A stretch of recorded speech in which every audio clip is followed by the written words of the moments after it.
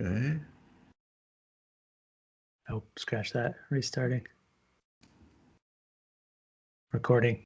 Recording? All right, perfect. All right, welcome to the Side Action, episode 92, episode 23 of season 3. This is Jim Weglars, aka Wegs. You can follow me at Wegspool on Twitter and Instagram. And this is Steve Roberts, aka Action. You can follow me on Twitter at 31sroberts. Follow the podcast at Side Action Pod on Twitter and on YouTube. As you can see, Action, I'm reporting with a stocking cap. No, I am not a, what do they call them, hipster. I am just freezing. It's freezing in Chicago. It's freezing in my apartment. It's been snowing for 14 days straight, and it's probably feels like -5 outside. So the only thing that's missing is the wind blowing with snow in the background, reporting live. I could turn and you could look at the snow outside because it has been snowing all day, but it's calmed down a little bit. It's just flurries now. But, that's good to hear. Well, now we know what to expect on this side of the lake. Exactly. So you've been getting hit a lot in Michigan too, or no? Yeah. Most of the snow came the week before last, but we did get a little bit more on Tuesday this week. So it's piling up just like it is, I'm sure, in Chicago. Yeah. Well, it'll be here till whenever winter decides to stop. I'm, a firm believer in climate change, unlike our former president. So I think everything's just shifting. I think now it's like winter's going to be till end of April or something, or maybe mid-May. But anywho, we don't want to hear about the weather. That's enough of that stuff. Let's get to the positive stuff. Let's talk about the big game, the Super Bowl. Interesting action. We were on the wrong side. Let's start there. If America followed my teaser, and they were allowed to do it, more on that later, then you would have been good, because obviously the Bucs destroyed Kansas City. It was, I guess, a little closer than the score indicated, but one thing that I took away from the game, and we can talk about this in a minute, Kansas City just didn't look prepared, and I don't understand that. You had 2 weeks, you knew it was going to happen, you didn't have the tackles. They never threw, to my knowledge, they never threw one screen pass to the back in the entire game. They really only threw like one quick out the first play of the game. They really weren't trying to move quickly. They kind of were running their normal deep passing game, and that wasn't going to work. And then on top of it, the Bucs offense, sure, they benefited from a lot of penalties in the first half, but they cashed in. They cashed in, though. I mean, they didn't just dog it and kick field goals like the Chiefs. I mean, the Chiefs were in the red zone, I think it was 4 times. They only scored 3 field goals or something. So you got to score. And Tom Brady, man, seventh Super Bowl. He's throwing the trophy between boats on parades. He's staggering. Do you see those pictures of him staggering from the parade yesterday? So he's living his best life. And I mean, it was an interesting game. What was your take? Yeah, I was obviously disappointed with the Chiefs' loss and the Chiefs' game plan as well. And really, even outside of that, I was disappointed in the interest level of the game. I had a hard time really staying engaged. It was kind of boring when I looked back on it. Right. So it was a boring game. I was just wondering, some of the factors, obviously the KC had that, COVID stuff we talked about last week.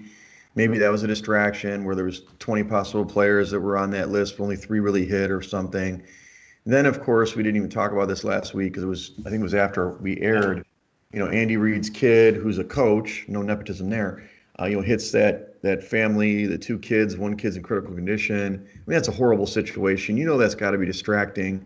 Yeah. But to me, wasn't the game plan installed before that day? It was just a weird feel. It just didn't seem like KC was there. They weren't focused like they should have been. Yeah, and you mentioned it. I think it was pretty clear that they did not have a game plan for what the Bucs were expected to do on D.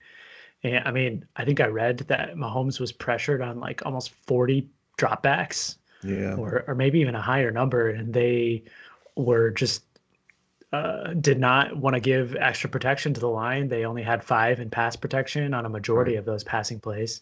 And so they just had no plan for the pressure that we all knew was going to be coming.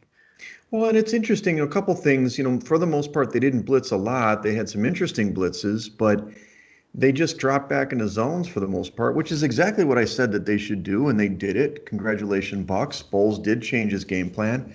But, make an adjustment, man. I mean, one thing I didn't understand, and we haven't seen Patrick Mahomes play a bad game until this game, he was running backwards and turning Yeah. around. What are you doing? I mean, Yeah. I understand that you're trying to make plays. It looked a lot, I guess, like his Texas Tech days when he was trying to do hero ball. But and to his credit, he had three plays that were incredible that probably could have been touchdowns that weren't, that were Yeah. drops, despite all that craziness. But he ran for I think it was 495 yards or something. I heard the stat. The real gen or the next gen stats where it was like 400, 500 yards that he was rushing around the stadium. Backwards. Yeah, backward. And I'm just like, dude, stop doing that. Like, why aren't they just shoot, run that and then set up the screen? I mean, like, get the ball to your fast guys and let them run. It was a really weird game. And I think that, obviously the Bucks, they scored. They didn't score. They did score a touchdown in the first quarter, though, action. So Brady Yeah. scored some Barely. touchdown, barely. But I don't know. It was a weird game, like you said. It was second half. Once they didn't score on that opening drive, they got the field goal. I was like, it's over. I mean, even obviously, Fournette scored the touchdown, and then it was definitely over. But I was kind of like, you're not going to score touchdowns. You're not going to come back to this one. So, Mhm. but anyway, a couple of things I wanted to report besides before we get into the kind of the bets that happened was that we were communicating. So I put in a couple of props, lost them all. Sorry, guys. But I was first trying to put on my teaser with Rivers, Bet Rivers, and you have these options for teasers. You have to put parlay, and then you click. There's supposed to be a teaser button. Apparently, and I said this early in the year, but I didn't think it would happen for the Super Bowl. Bet Rivers does not allow you to do an internal teaser with a total and a spread in any game, which I thought was ridiculous. I mean, we've done that on Bet Online for the last couple of years, and Mhm. and to me, when you only have one big game, what am I going to do it with an NBA game or something? I mean, it makes no sense. And I chatted with the guy at Rivers, and I'm like, "What's up?" He's like, "Well, the so and so administrator can choose not to honor certain bets and also limit the number of bets." And I'm just like, I'm betting like $10 or $20 on this thing. It's ridiculous. Before I let you comment on that, the other thing was on Sunday, about an hour before the game or 2 hours before the game, our buddy Suter Rainmaker, he was out of state. He had me put in a bunch of props for him, sent me some money. I was putting in props, and the whole system got blown up. I couldn't put in, after like six props, it kept on telling me I couldn't combine bets, and there's error messages and whatever. I ended up getting in all but one of his bets, but I had to go back in almost about 20 minutes before game time. So obviously there was a taxing of the system as we kind of talked about the biggest handle in any game history.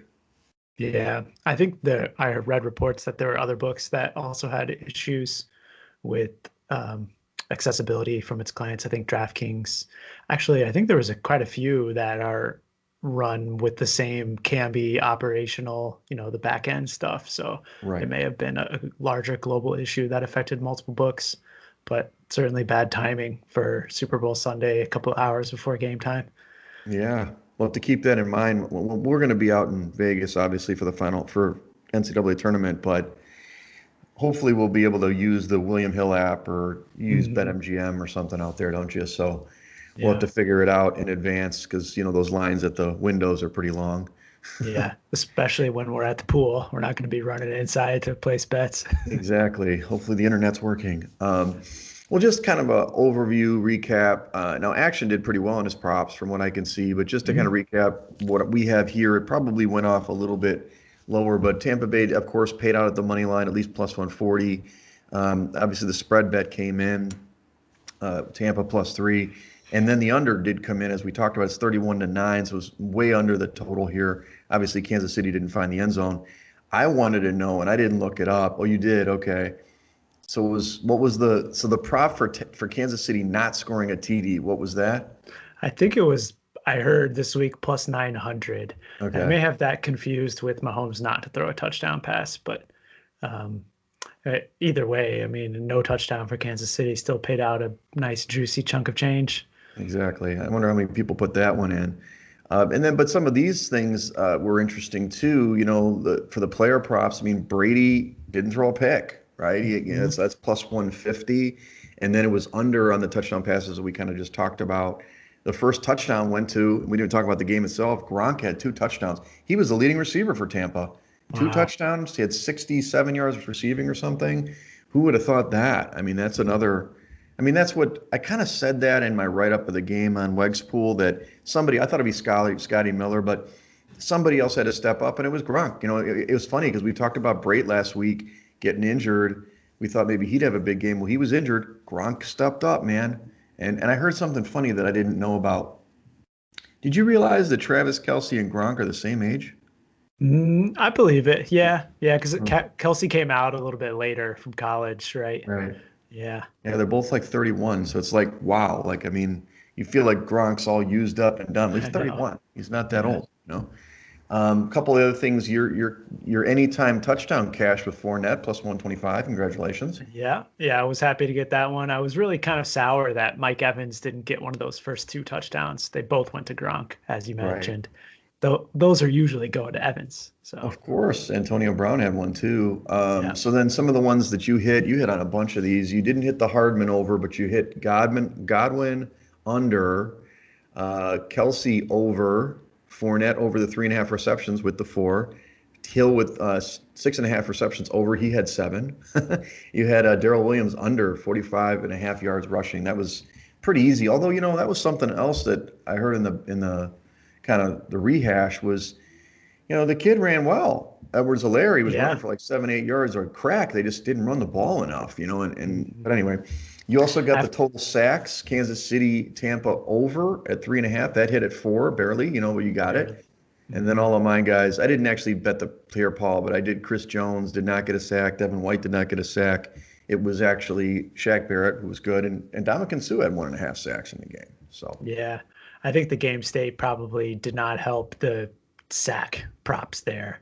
I mean, right, especially on the Tampa Bay side, they were just, I mean, they were gaining chunk yards between hmm, Fournette and Ronald Jones ran really well too. he did, They he didn't, did. Brady didn't really have to do a ton. So, Yeah, 201 yards passing, reasonable game. He just was efficient. So I don't know. Some of the other stuff, the scoring play, Kansas City obviously got the field goal, so that paid out of plus 430. There was no 2-point conversion. That's a heavy nine minus 305. No missed extra points, which we said was correlated. It was close though. Offensive line, defensive line score. That no, kid yeah. dropped the ball. He got it stripped. That'd have been plus 800. That didn't pay out at minus 2,000, but that was just a fingertip away, basically. Yeah, that would have been epic. And I'm sure, I mean, you saw it all over gambling Twitter afterwards of Exactly. how everyone who bet that was sweating it hard. No doubt. And the last one was just the three times unanswered scoring did not hit at plus Hmm. 170, which is pretty atypical, especially in the score. You think it would have, but I checked it out. It's like, okay, one score, two score, one score, two score. So it didn't hit. I didn't even check out the liquid on the coach. I was done with the game by then. Yeah, ditto.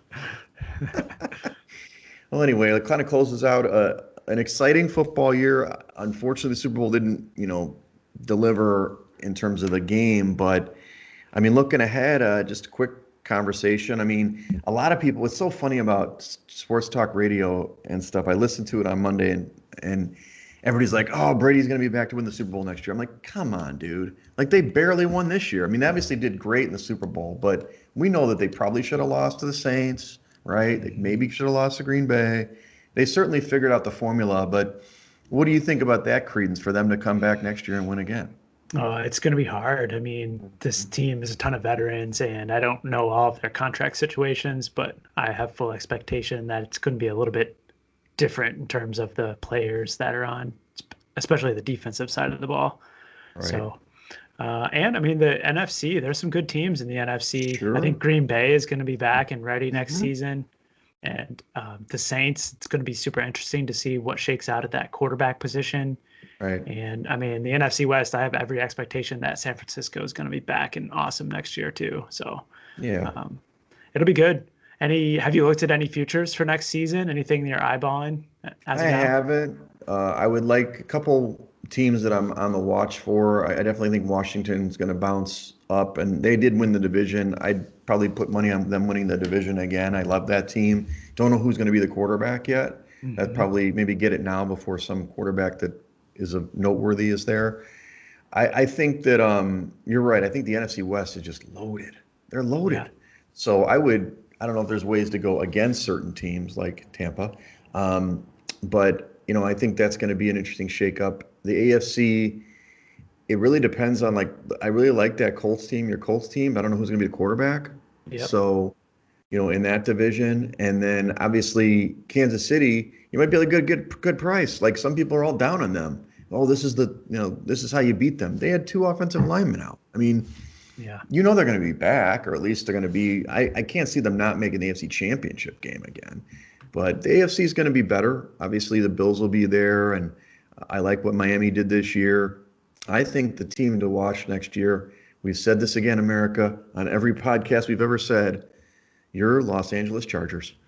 I love them. Yeah. Well, we know they're talented, man. It's just that they couldn't close games, and they finished I think they finished 6-10 or maybe 7-9. Look, that team's going to make the playoffs next year. I guarantee it. I just don't know if they're going to do anything.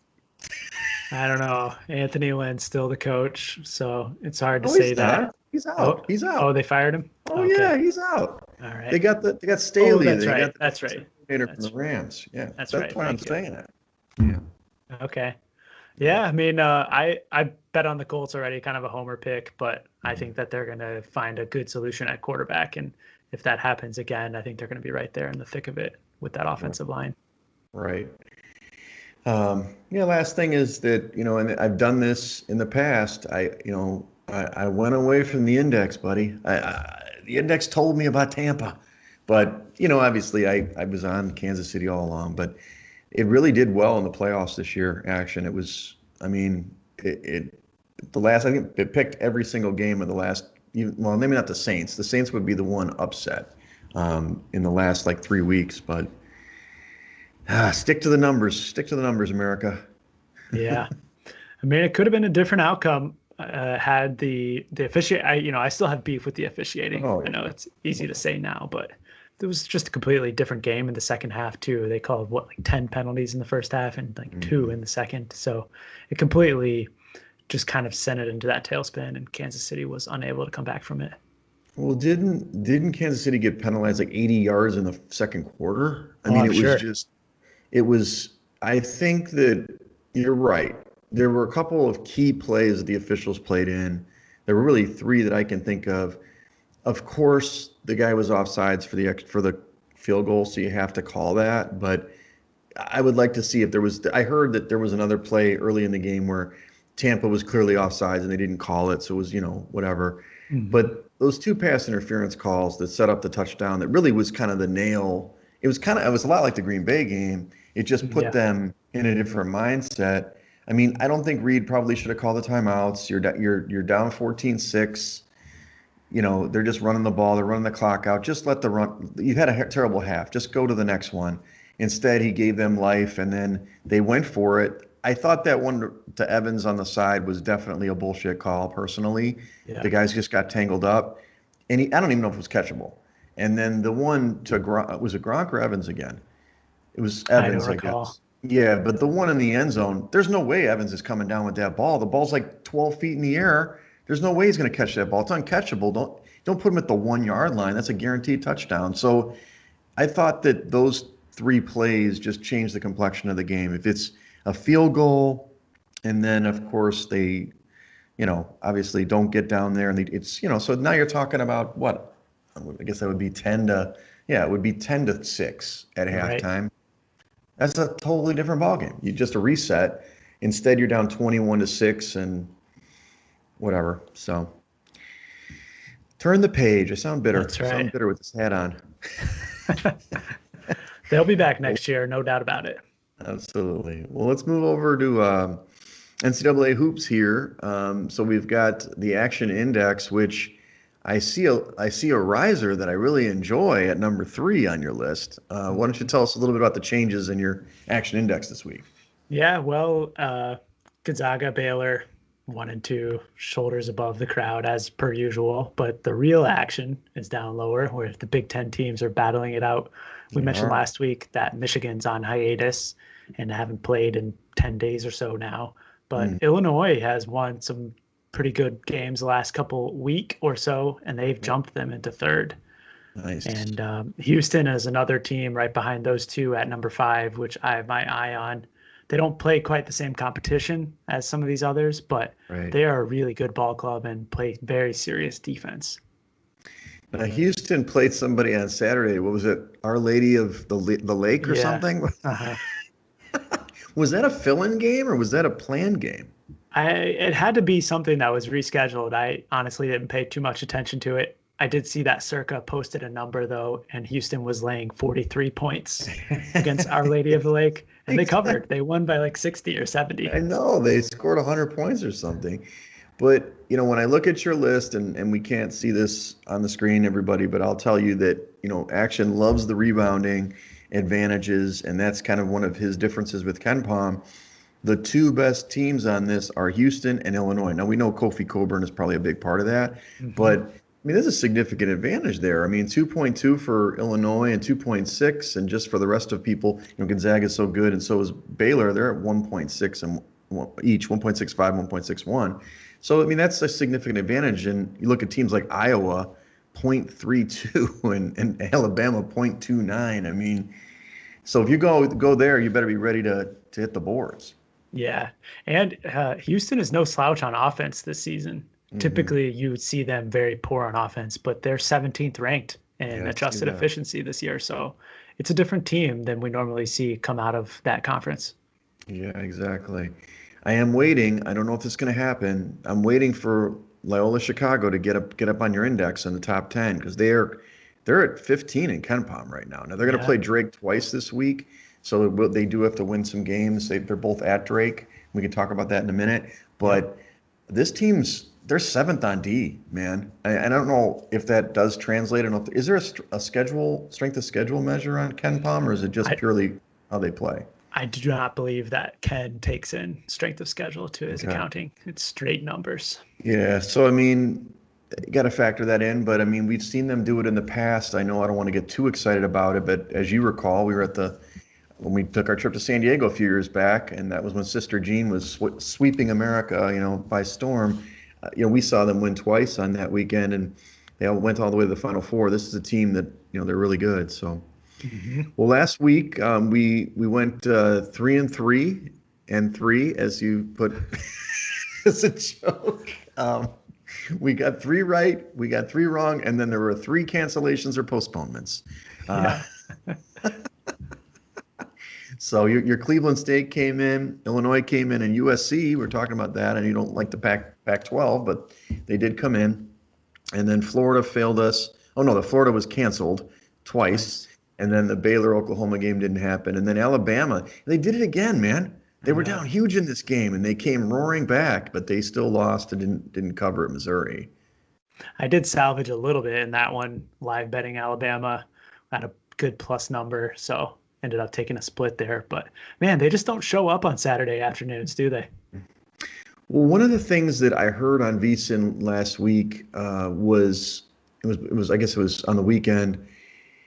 Apparently, home teams in general across the board are winning at a crazy clip. Now, we talked about the Big Ten that the road Mhm. teams are winning, but straight up, home teams are winning at a massive clip. And I think it was something like 70% of the time. Now, they didn't state if that what it was against the spread.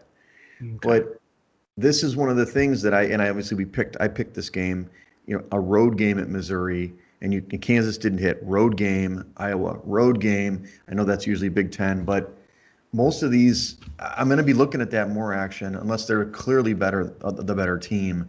A lot of these home teams, and you'll see in my picks this week, a lot more home teams. Okay. Right on.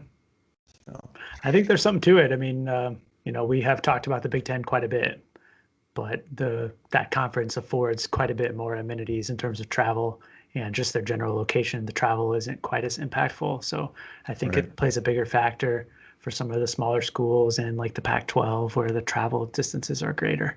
Yeah, that's could be it. I was thinking about that because it's not the crowds, it's just the Hmm. travel and disruption and maybe these weird scheduling spots which we've seen.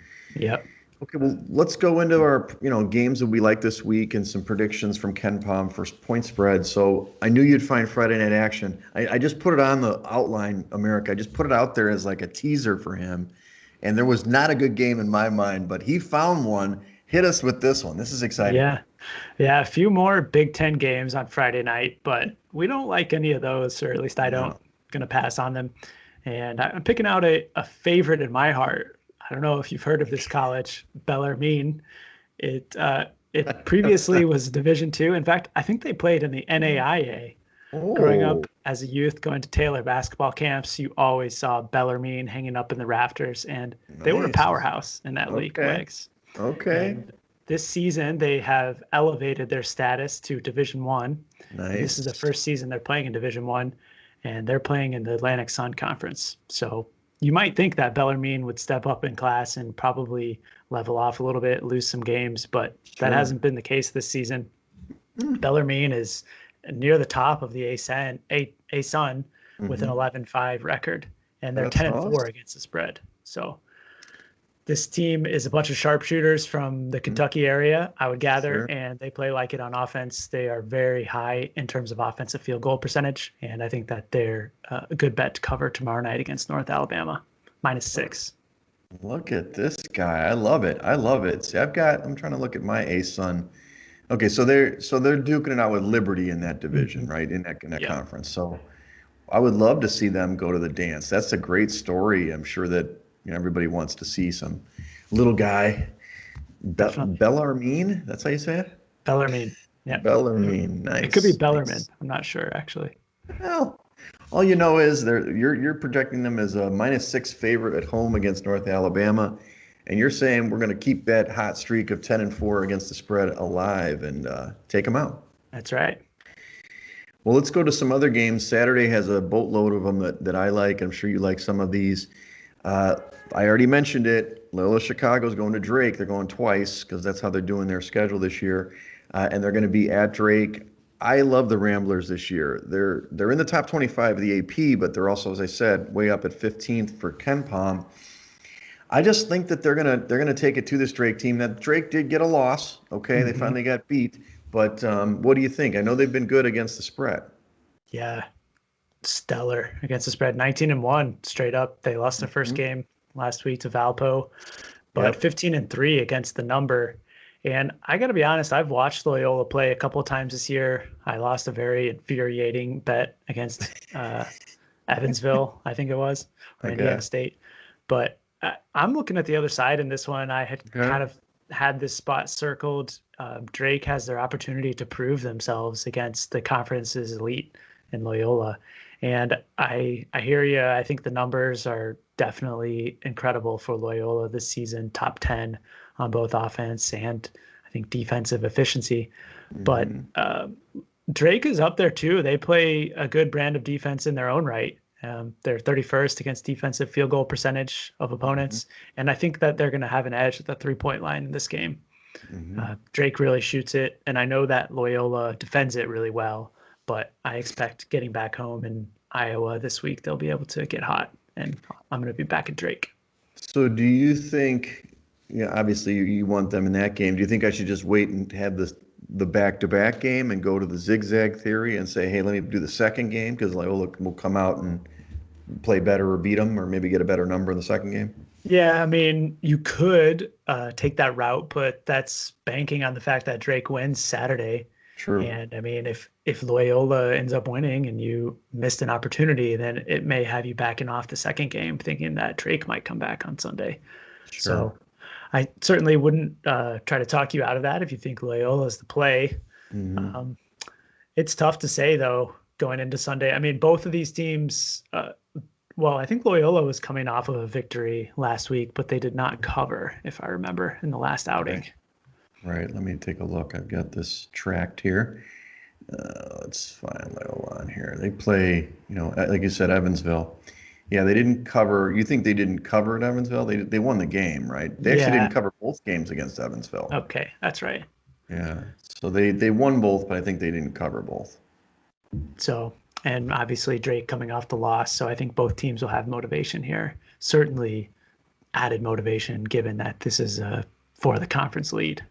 It really is. I'm not sure if both teams will make the dance. I mean, both teams probably should make the dance, but one of these situations where Certainly Loyola's been up there. I think Drake's been in the top 25 too, and Hmm. maybe it'll get some shine because the ACC is down this year. But these conferences, you don't have a lot of wiggle room, and they Definitely. may only take one. So, especially one team can't lose both games. That's for sure. They might be able to split, but who knows?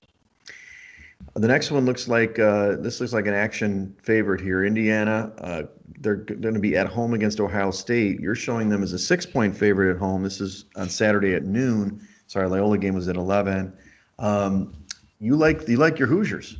Yeah, yeah, they're actually projected as 6-point underdogs at Did I home by say Ken did I say Pom. favorite? Sorry. Yeah, Okay. and Indiana has been playing a little bit better lately. They did drop a couple of games in the last couple of weeks that they should have had. Illinois at home comes to mind, and but they did come back and take out Iowa for the second time this season this They week at did. home, and then pulled out a really miraculous win last night against Northwestern. And Hmm. I think that they're going to have a little bit of motivation in this game. They really need another top-notch victory, and the way Ohio State has been playing lately, this would be it. And I think the big difference in backing Indiana is their propensity to cover as underdogs. They're 5-2 against the number this season in the underdog Okay. role, and I think that they'll be able to keep it close on home at home against Ohio State this Saturday. This Ohio State team they're rising the charts too. Hmm. Like Illinois and some of these other teams, and they've covered two straight.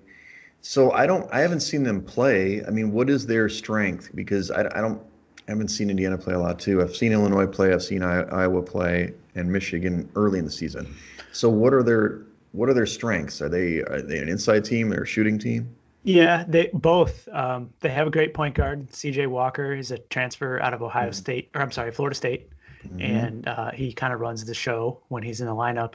And beyond that, they have a lot of power inside with EJ Liddell is their main scorer, and then they have another shooting wing, Dwayne Washington, who's a 3-point shooter. So I mean, they're good on and inside and outside. Kyle Young, who's Yeah. a senior, has been there forever. It seems like is another bruiser inside the paint, but I think that Indiana's defense has been playing a lot better the last couple of weeks, and I think that they're going to be able to lock up on some of these shooters for the Buckeyes. And Trace Jackson Davis is has the skills to match up with Liddell on the inside. So I like the Okay. Hoosiers. I know you do. I know your dad does too. The next game is West Virginia hosting Oklahoma. This is also a noon start on Saturday. Huge game for or huge week for both these teams. I've noted that West Virginia is going to be playing Baylor, although Baylor has some COVID issues, so we'll see if that actually happens. Oklahoma is supposed to host Texas on Tuesday. So it's certainly there's no look ahead spots, especially in this conference. But I like the way West Virginia's been scoring the ball. They're playing really well, and I think that they've done really well at home. They're 3-1 right now at home, in the Big 12 this year, and their only loss was against Texas by 2. So I like West Virginia in this game. 3 points is probably a good number, but Oklahoma is certainly a good basketball team, and they're a team to be reckoned with in March. Hmm. Yeah, they Oklahoma has beaten me a few times this season in that Hmm. same underdog role. They seemingly, in my mind, are always covering numbers as decent sized dogs. They are. But initially, I had written this up thinking that Oklahoma was on a pause for some reason. I think maybe they had the midweek game canceled with Baylor. Is that right? Yeah, they did. Okay. That's right. Hmm. Yeah, they did play last Saturday. So, but on the other side, I think that West Virginia is really rounding into form as well. Back-to-back covers against Kansas and Texas Tech, much to my chagrin against Texas Tech this week. And Again, I telling you know, can't go against Hugs, man. yeah, I know. You tell me. And I agree. I think that West Virginia is going to be the play here, -3. All right. Next one, you've got one that's not a top 25 matchup. A year ago or 2 years ago, it would have been. Auburn is going to Kentucky. Auburn's a 3-point dog on the road. Kentucky has struggled in the conference. You're showing them, well, they're 5-13 overall, but they're 6-12 against the spread. And I haven't really seen a lot of Auburn because they're not as good as they've been in years past with Bruce Pearl's teams. But you like this Sharif Cooper?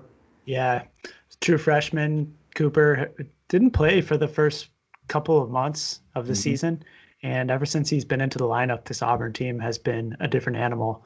They had covered 6 in a row before dropping the last three against the Hmm. spread.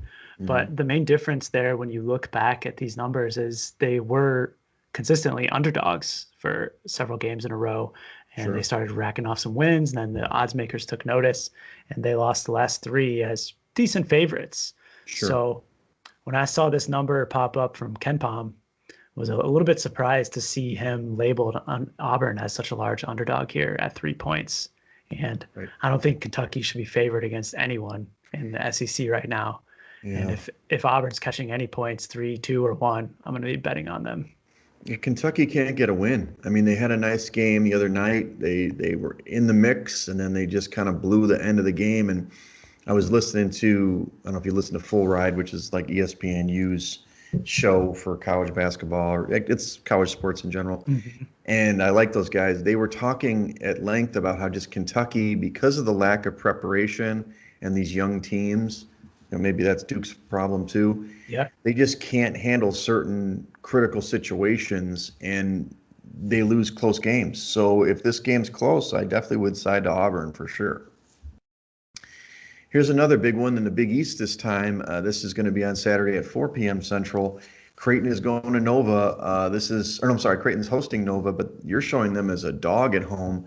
Villanova is obviously a top five team. They've been there for a long time, but Creighton's a really good basketball team, and I like this team more than others, other Creighton teams, I should say, because Creighton usually doesn't play a lot of D, but they're in the Yeah. top 40, 37th in defensive efficiency, which is really good. They're going to score at 16th.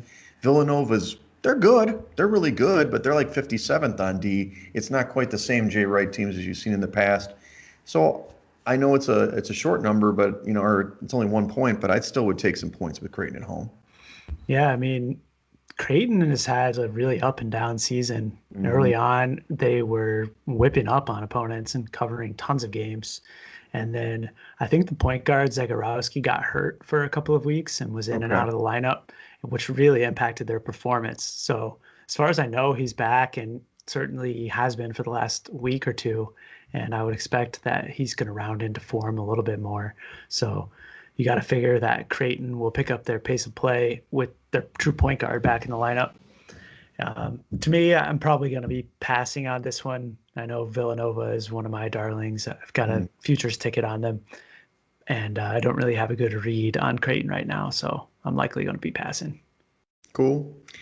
Well, back to the Big Ten on Sunday. This is Sunday at noon Central. Wisconsin's playing Michigan. Michigan's finally back in action, right? They haven't played in I don't know how long. It's been forever. Now, for me, I like Wisconsin, but it's probably more of a I think Michigan's going to come out a little bit rusty. Of course, they've had tons of time to figure themselves out, but the Badgers at home, it's only 1 point dog at home, but I see you disagree. No, no, I'm with you. I was eyeing this spot too, knowing that Michigan's coming off the hiatus here. I'm not sure, but I don't think that they've been allowed to practice even the last Okay. couple of weeks. So, I mean, maybe like personally, they could, shoot garbage into the trash can in the dorm room or something. The But Nerf poop?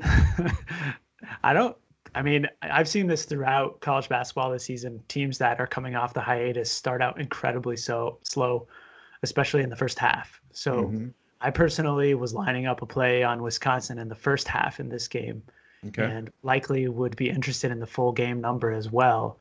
Ken Palm's showing them as a 1 point underdog at home, and I'll be incredibly interested to see how that opens. I think it's probably going to be either that range, possibly even a 1 point favorite. But Right. either way, I'm with you. I think Wisconsin is the play. All right. Go Badgers. Last game I identified was Virginia, who's going to be hosting Florida State. This is the battle of the top teams in the ACC. This is a Monday night, big Monday game, 6 p.m. Central, although it seems like that would be a rescheduled game from Florida State had their COVID hiatus. I like the Wahoos to make a statement in this game. I do like Florida State in general, but not just the layoff with Florida State, but I think this team we've talked about before, Virginia's really good on both sides of the ball, and I think that they can score and stretch that defense for Florida State, and I do like them in this game. Yeah, I backed Virginia the other night against Georgia Tech, and they did not look good in the first half. I think they were down by 6 at halftime, and they Hmm. went into that locker room and really seemed like they flipped a switch and came out and cruised in the second half and ended up covering the 4.5 point spread. But that was their first cover in 4 or 5 games. Right. And on the flip side, Florida State, they were on a tear before they went on their COVID hiatus, They before were. losing to Georgia Tech on January 30 themselves. But again, another team coming off of a hiatus. I think that you can only look to one side, and that's Virginia. So, Yeah, and getting points at home. I'm sure mhm. this number probably won't be that way, so we'll see what it comes out on, close to Monday.